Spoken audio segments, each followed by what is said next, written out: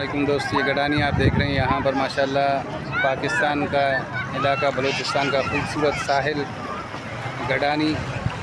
आपको एक चीज़ मैं दिखाऊं, मेरा मकसद आप लोगों को ये समंदर नहीं दिखाना।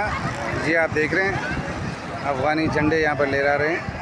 ये आप देख रहे हैं कि यहाँ पर अफ़गानी लोग जो हैं वो काम करते हैं, किश्तियाँ चलाते हैं और कोई बोलने वाला नहीं है। आपको ये दिखाऊं, ईरान का झंडे का तो चलो समझ आता है, वो हमारा दोस्त मुल्क है, लेकिन ये आप देख रहे हैं कि अफ़गानिस्तान के झंडे जा बजा नज़र आ रहे हैं, जो कि अफ़गानी यहाँ पर जो है इनको चलाते हैं।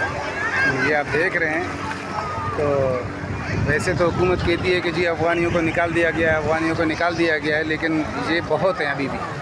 ऐसे साहिलों पर आके ये बदमाशियाँ करते रहते हैं, ऐसे साहिलों पर आके ये हरासमेंट करते रहते हैं। ख़वातीन को, फैमिली जो आते हैं घूमने के लिए, उन सबको ये परेशान करके रखा हुआ है इन लोगों ने, और इनको कोई बोलने वाला नहीं है भाई।